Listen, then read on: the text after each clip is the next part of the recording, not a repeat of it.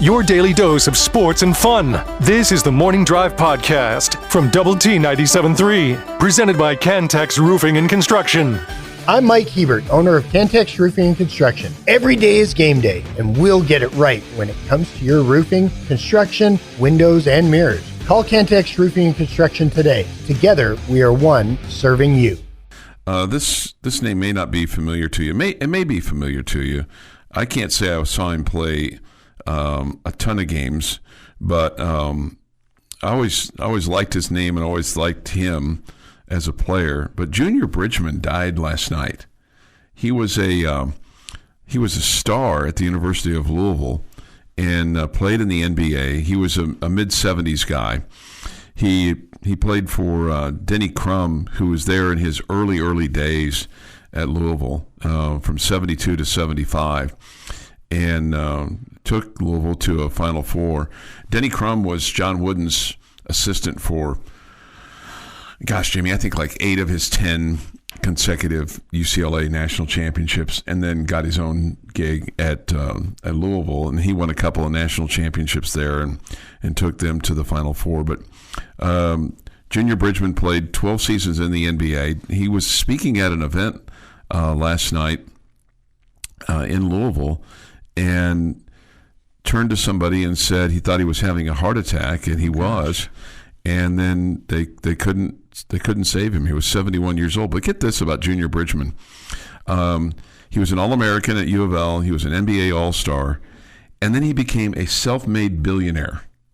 So in this era of, guys making, 20, 30, $50 million a year for whether it's football or basketball or even Major League Baseball, his top year in the NBA as a player was $350,000. Now, in those days, $350,000 was a significant amount of money.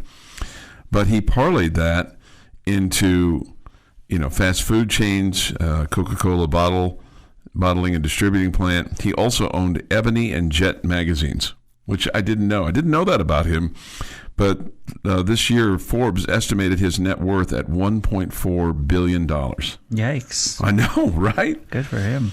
But, I mean, like I said, for all the, times you hear about athletes, blowing their money, and I've said that before, this guy that's going broke and going bankrupt. Here's a guy that, took care of his business and then even on and beyond that. So that's a sad story. I mean, 71 is getting younger every day. Sad. I mean, anytime somebody dies, it's a sad story. Right? Yeah, absolutely. Sounds like he did great for himself after his playing. Yeah, I think just kind of took care of his business as well. Hey Jeff, here's some good news for you. Cowboys had a signing yesterday. It's not necessarily the player that you got to have him, but Brian Anger is re-upped to Dallas for 2 years. He's the punter. So there you go. Got one.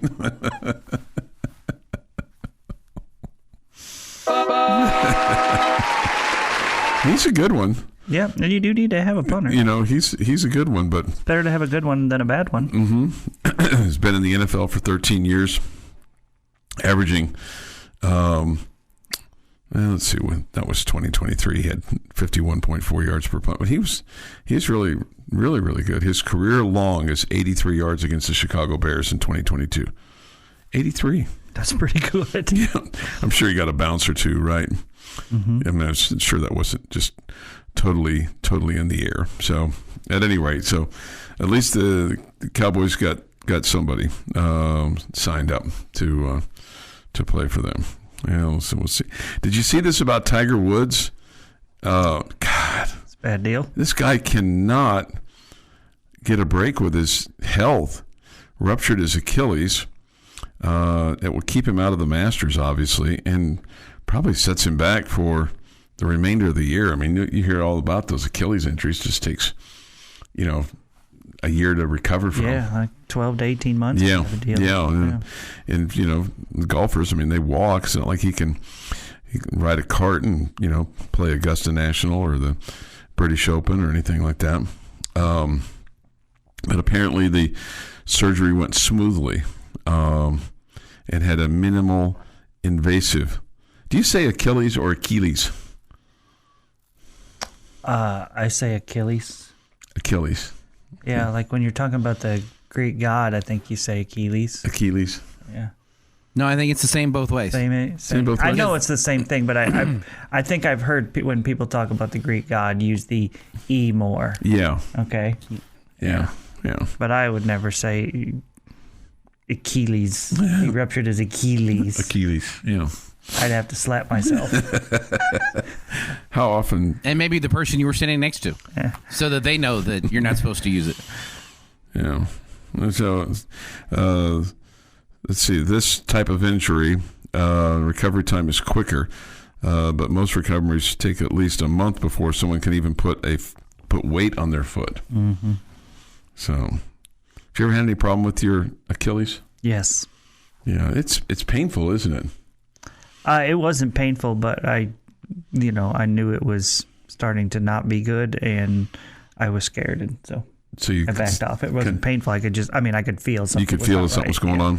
Yeah. So you kind of took it easy for a little bit and hope that nothing happened.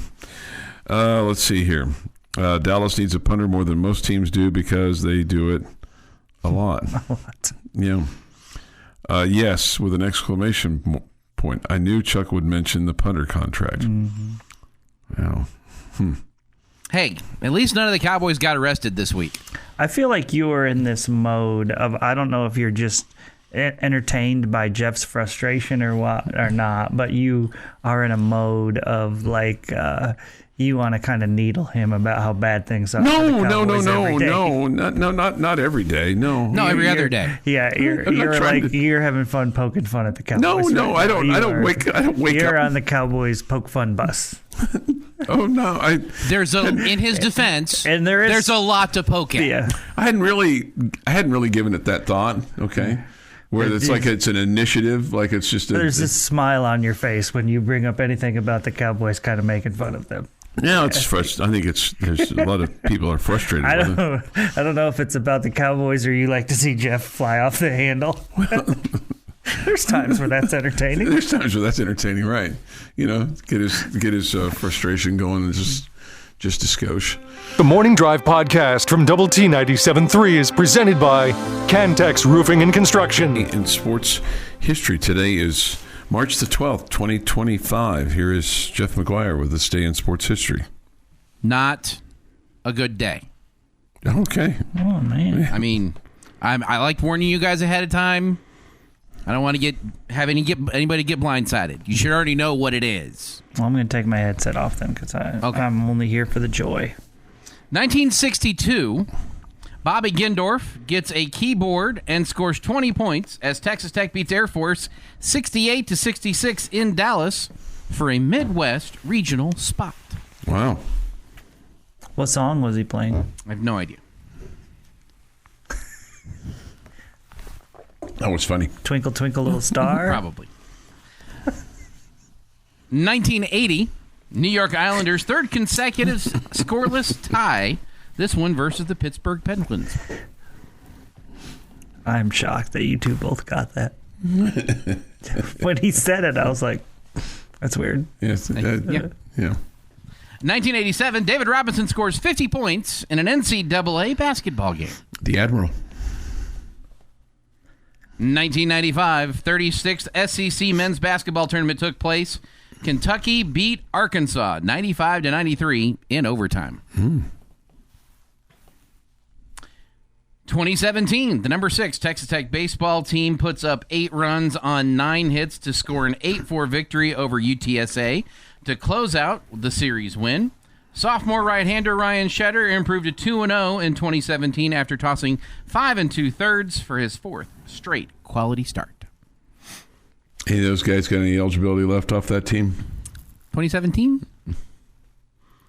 I'm just questioning the 5th straight quality start. Did he really start? I'm just going by what the release had. What year? 2017? 2017. This might have been before he was the not starter, but yeah, it may have been. But Shetter did not like starting games. No, he did not.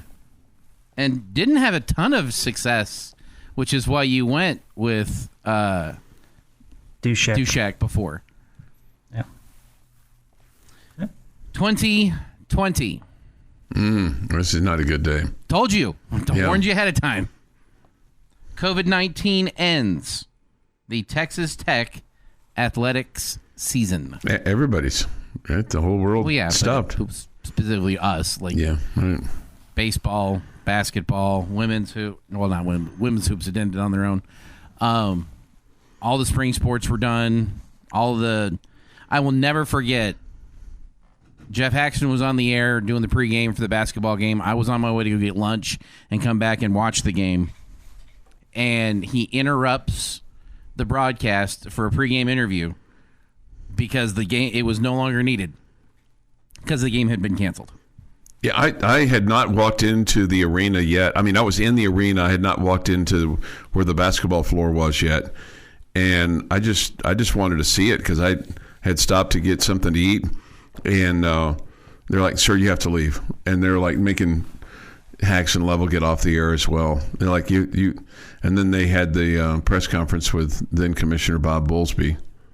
And then in the middle of that, Finkner's like, "Hey, we got to go because we're leaving in a half an hour." So we had to go pack up all our clothes and head to the airport with the team.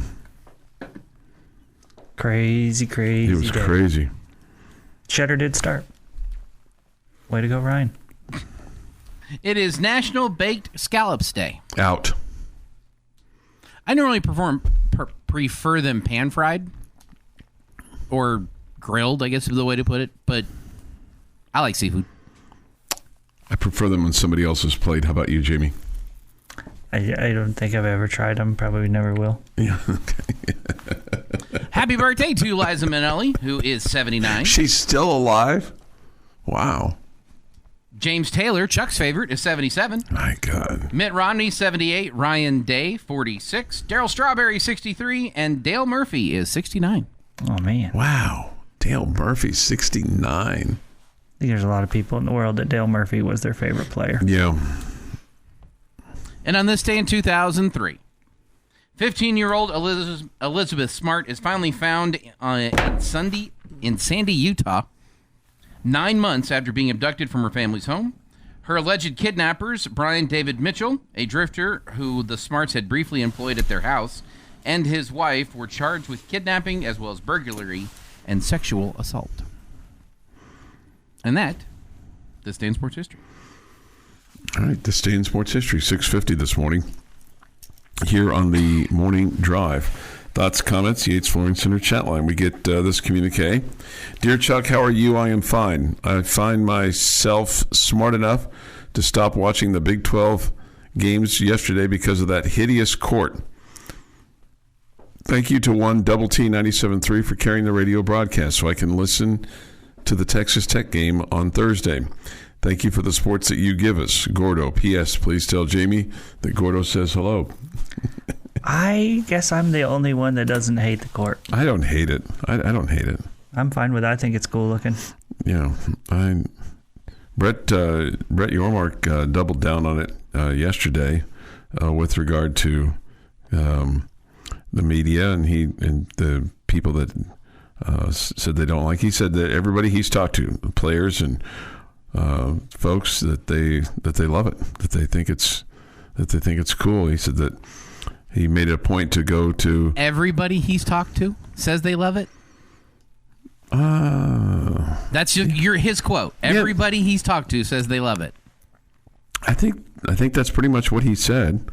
You think if Brett Yormark just walked up to you right now, like if he walked up to Chuck's broadcast, you know, for the Lady Raiders postseason game, and you say, "Hey, Mark, Chuck, what do you guys think of the court?"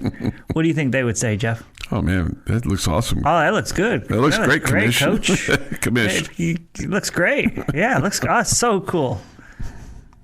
I bet you that's kind of what goes on there, Jeff. That's probably fair. Yeah.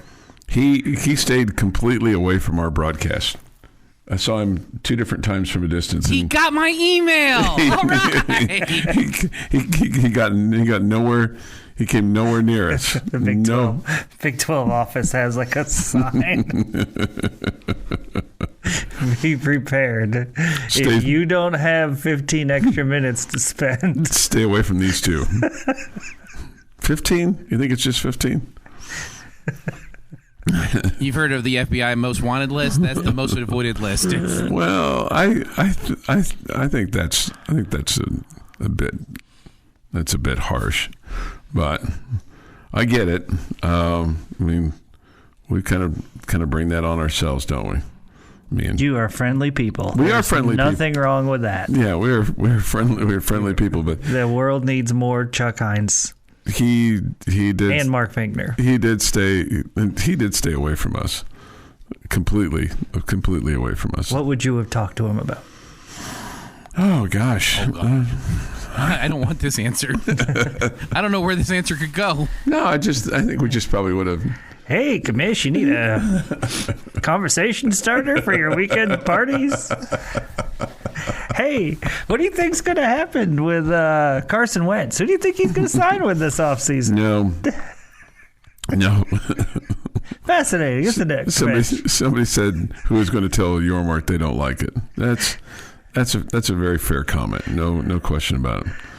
He was examining it though last week. I really for the Wednesday game. I think it's fine. I think it's cool. Yeah. Choice told me yesterday there's 1,500. I heard you guys talking about that. 1,500 Big 12 logos on there. Like I think he said 12, whatever the number he said. Yeah.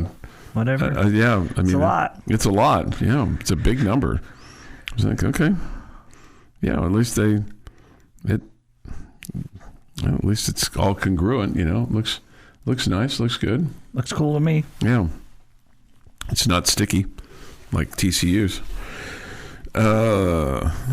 Somebody says, "Hey, Commish, let me explain my number to victory. Have a seat." Yeah. Guilty is charged on a lot of things, but you know what? You people need me sometimes. You need me doing these things so I can have something to talk about. Your daily dose of sports and fun. This is the Morning Drive Podcast from Double T 97.3, presented by Cantex Roofing and Construction. Jamie Lent and Jeff McGuire. I'm Chuck Heinz. We'll have the high school fan zone on the air for you tonight. Coaches from Friendship, Lubbock Cooper, Liberty Cooper, all coming into the First United Bank studio. Also, we'll have the Patriot League Championship game on the air for you tonight on Double T 97.3. That game will air at 5:45 tonight. So be looking for the Patriot League, because we'll get all these conference tournaments and buzzer beaters and things like that. Oh, and a potential bid stealer tonight, Jamie, in the Patriot League. Navy at 15-18 taking on American University at 21-12. Okay, so should Navy win tonight, then that will force the bracketologists to re-examine their bracketology. Do you think the 21-12 in the Patriot League still gets in? Yeah, because it's an automatic bid. Yeah, but if they don't... Oh, no, I do not. Yeah, so then technically it's not a bid stealer. One team's just getting in. Oh, yeah, that kind of, yeah, you're right. Doggone it. Yeah. Yeah, you're right about that. So it's just one team's going to get in. It's just one team's going to get in. Still. Yeah. I like the old bid stealer. Yeah, do you? Yeah, I like the bid stealing talk, because that makes it. Yeah, I wouldn't guess 21-12 in the Patriot League get you in. So no. So if they don't win it. Joe Lenardi's latest bracketology is out. This was posted last night at 10:05. Okay. So the last team in right now is Ohio State. First team out now is Boise State. The overall number 1 seed is Auburn. Do you think Auburn is potential? I think they're in. You think they're a potential national champion is what I was going to ask you. Yes, I absolutely do. Yeah, that team looks really good.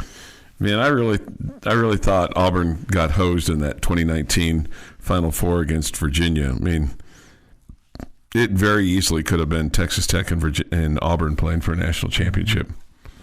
Yep. That the last 4 in right now: Oklahoma, Indiana, Xavier, and as I mentioned, Ohio State.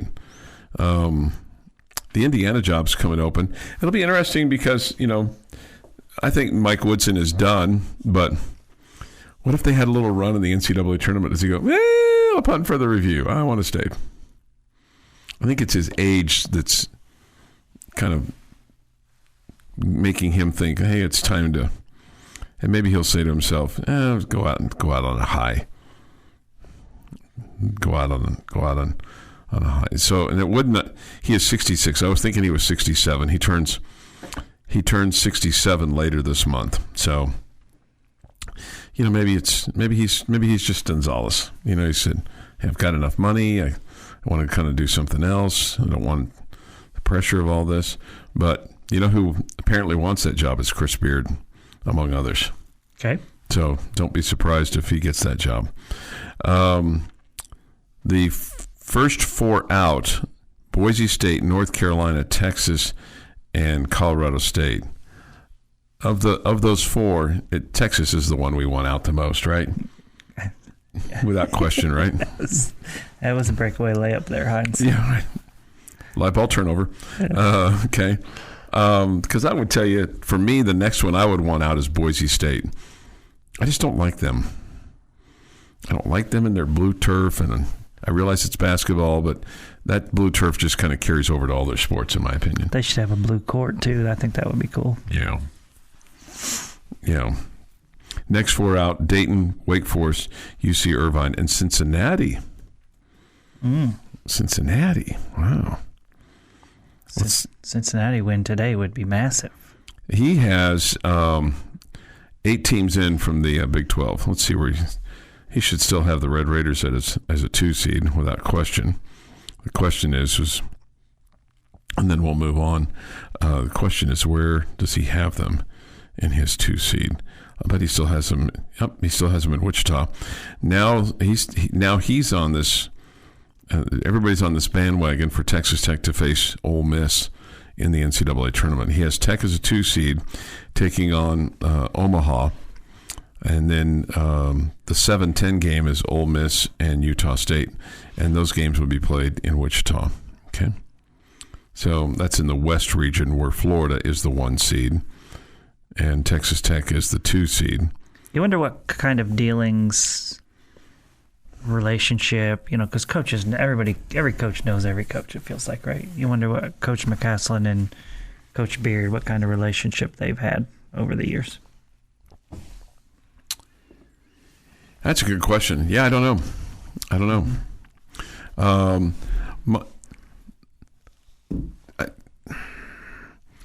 Coach McCaslin strikes me as somebody that probably knows everybody and has a certain level of relationship with everybody, but also probably kind of knows who he can, have a conversation with and who he's just like cordial with.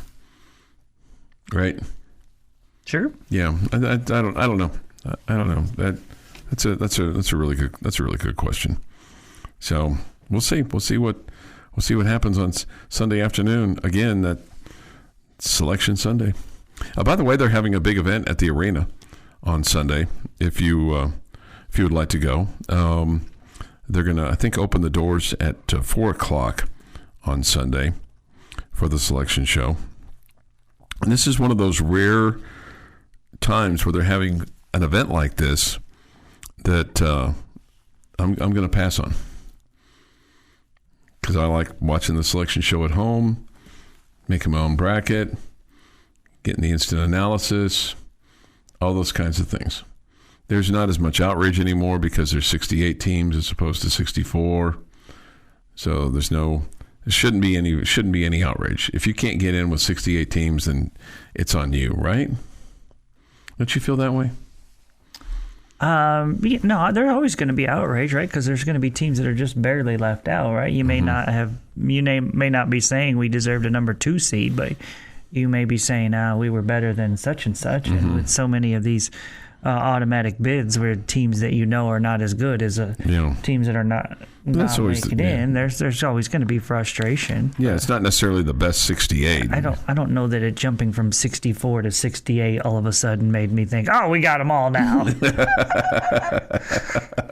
Well, it eliminated four less whiners. It eliminated some of that. Yeah. Raider and Austin here. Watch out.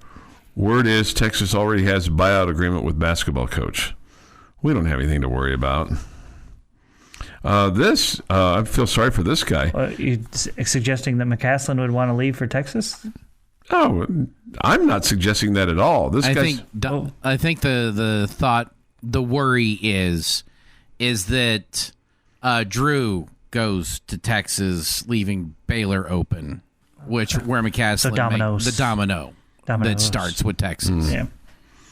I think that's the concern that some Red Raider fans have. I do not have that concern. I don't think Scott Drew would take that job. No, I don't think Scott Drew's going anywhere. Yeah.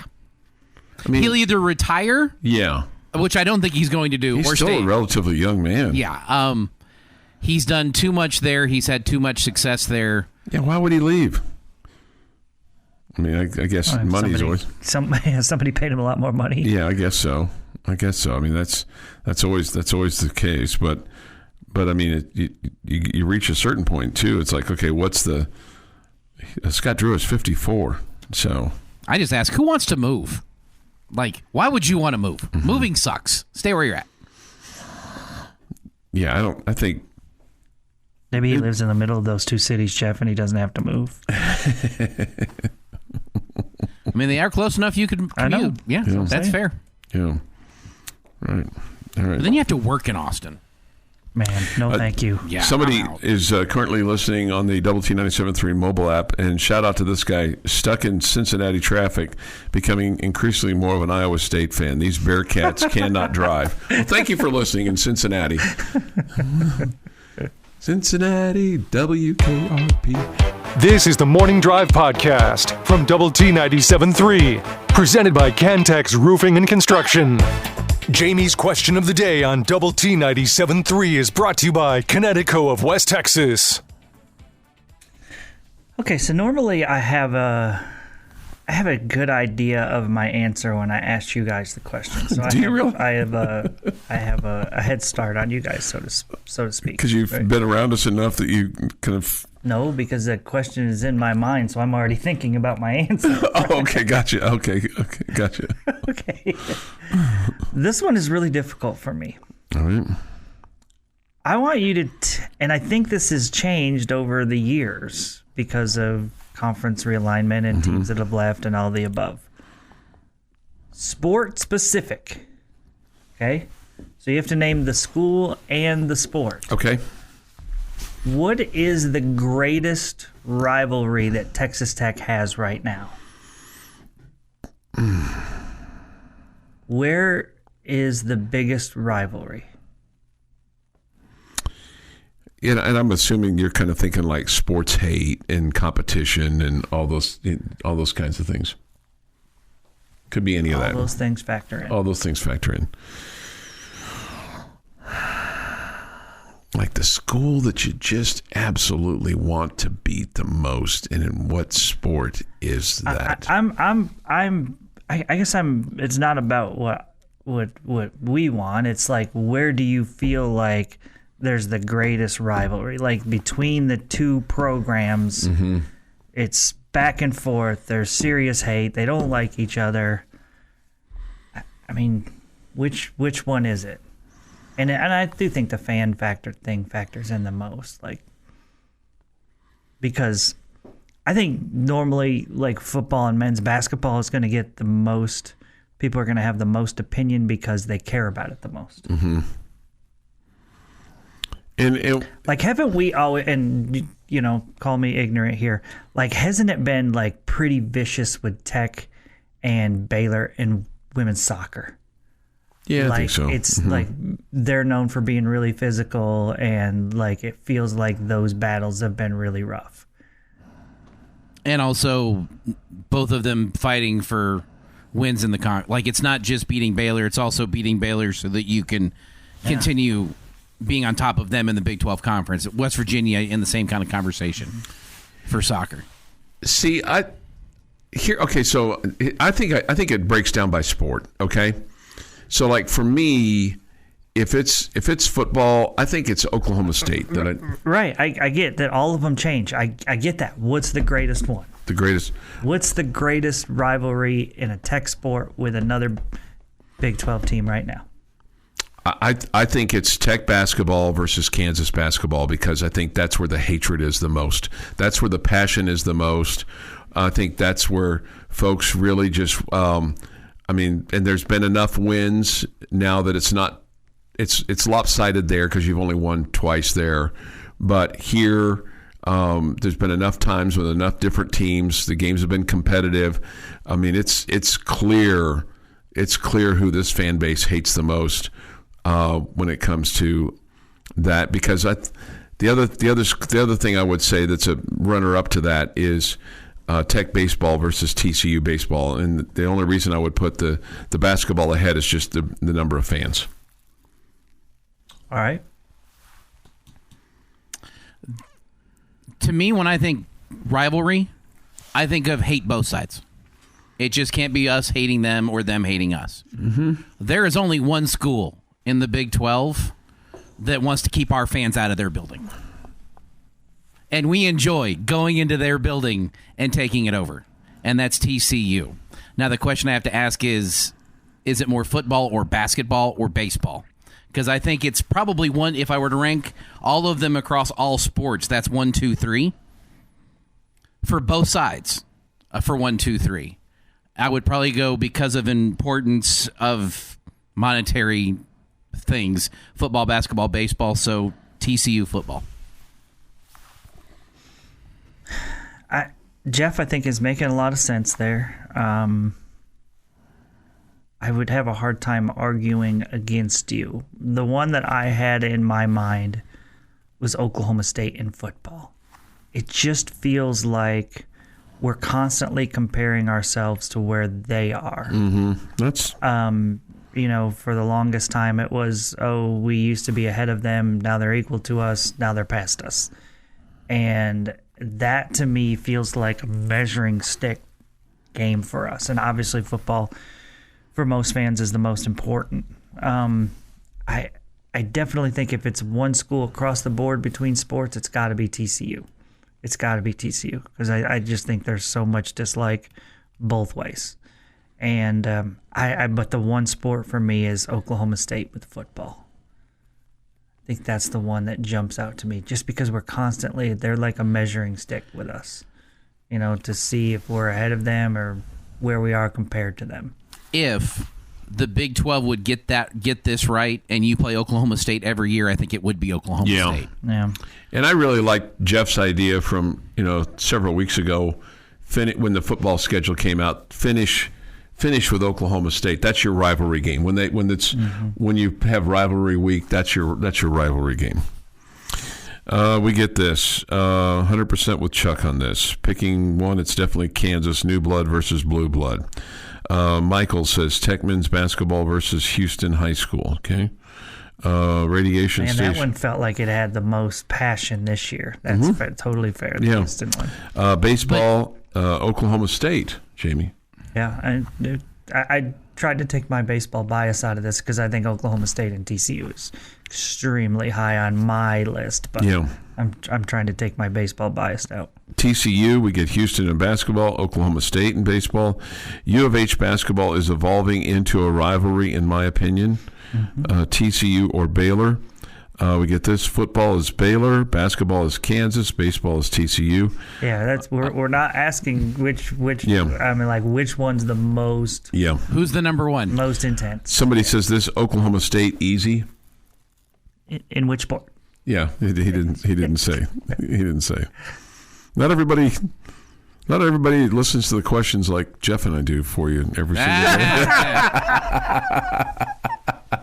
Let's not give us any credit we don't deserve.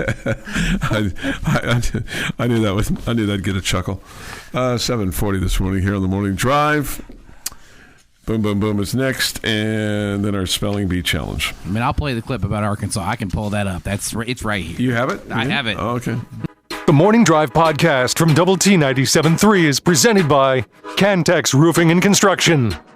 Nice to have you with us this morning here on the Morning Drive on Double T 97.3. We come to you this morning, Jamie, Jeff, and I, from the First United Bank studio. Thoughts, comments, Yates Flooring Center chat line. Go to doublet973.com or the mobile app. The Visual Edge IT hotline is open too at 806-771-0973.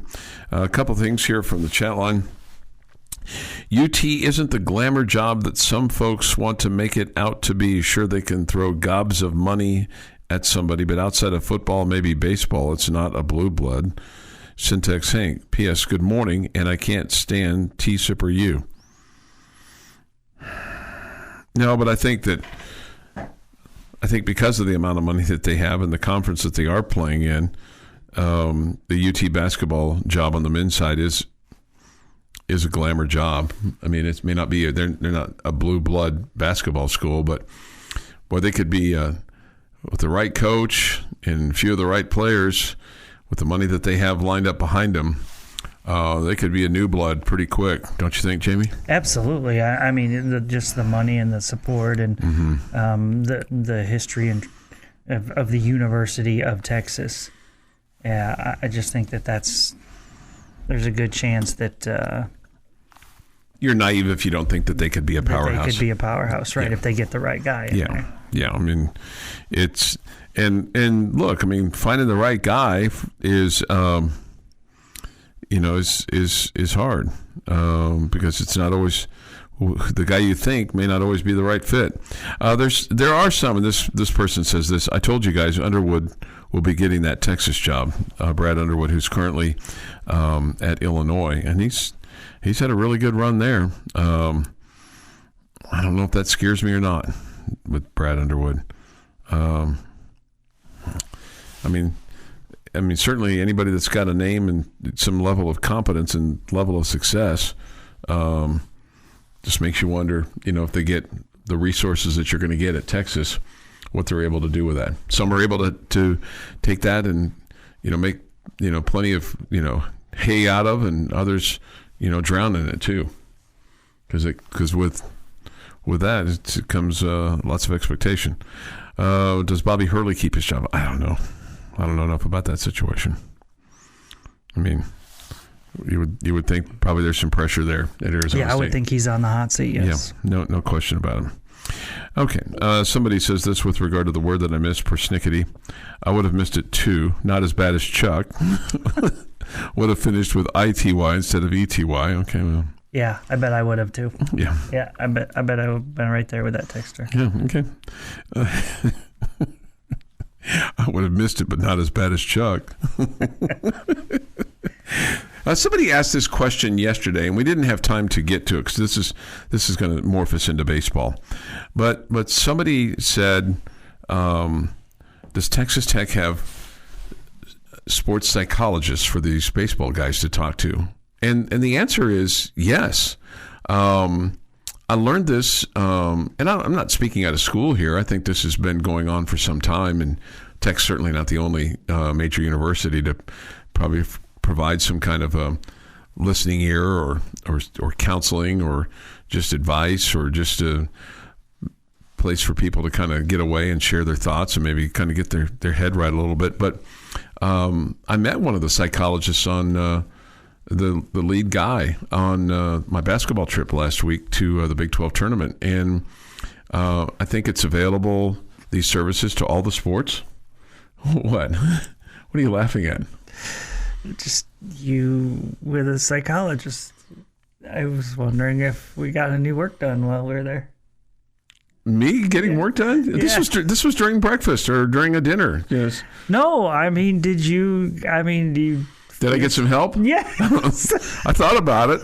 I told him, I said, if he came by the station, he'd be able to set up shop for a long time. But yeah, no, I mean, the baseball athletic trainer, Brian, has worked on me plenty of my injuries over the years. Right. And made suggestions to me and all that. Sure. So I thought maybe the basketball psychiatrist might be able to work with you a little bit. Were Brian's suggestions not doing this show so you quit having to work yourself so hard? No. No. It's stop playing tennis 7 days a week, Jamie. Yeah. Yeah. So, I mean, I thought about it. I thought about getting, but see, there have been times when like some of the medical guys have been there, like on